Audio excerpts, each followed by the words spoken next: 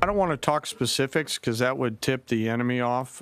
We have more tactical aviation flowing into theater just based on the time it took to get it out there.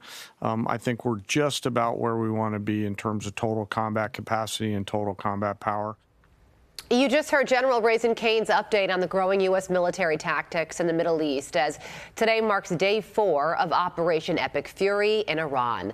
The general also detailing the timeline of the operation beginning from a month ago when top U.S. military officials began to systematically reposition assets and personnel across the region, to describing the first attack as a single synchronized wave on Saturday in Tehran. Joining me now to give his military insight is decorated Navy Top Gun graduate, FA-18 fighter pilot, and founder of No Fallen Heroes Foundation, Matthew Whiz Buckley. Thank you, sir, so much for joining us, and thank you, of course, for your service. So the general gave a lot of information yesterday. What stood out most to you in terms of the details he gave about the operation unfolding right now? Well, good morning, Carly. Thank you for having me. I know Raising Kane very well. I've known him for over 2 decades. He's a great American. When that man speaks, I sit up straight and I listen. The fact that he says we're just about there with everything we need in the region, and what the president and the Secretary of Defense, Secretary of War, said yesterday, we can sustain these operations for a long time. They are transmitting to the enemy that we're not going anywhere, and it's best to surrender or capitulate before this gets even worse. Secretary of State Marco Rubio said that yesterday. He said the hard stuff hasn't started to come down yet. So we're in for a longer haul than just the couple days than we've seen so far. Well, we have air superiority right now. Talk to us about the significance of that and what options that leaves Iran.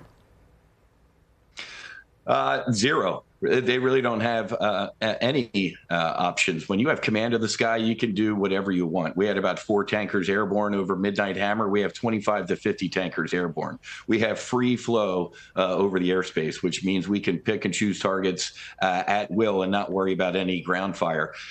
Sadly, Carly, the only ground fire we have to worry about is friendly fire.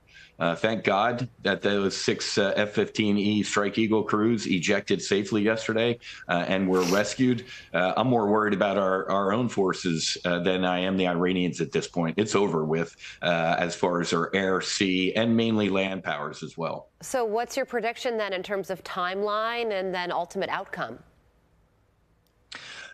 Well, I think the outcome has always been a foregone conclusion. The president stated clearly, as did the Secretary of War, say we wanted to degrade their ballistic missile capability and their nuclear program. Any other order effects after that, whether it's, quote, regime change or anything like that, that's going to be up to the Iranian people. But the military objectives, once again, whether it was the Maduro raid or Operation Midnight Hammer or Epic Fury, we can project power around the globe and hit our mission objectives extremely quickly. What happens as far as the political objectives after that is going to be up to the people of Iran. But as an American who was a kid, when I saw the hostages taken and the USS Cole and the Beirut barracks and Khobar towers and the 608 Marines, sailors, and soldiers killed by Iranian forces in Iraq, Right.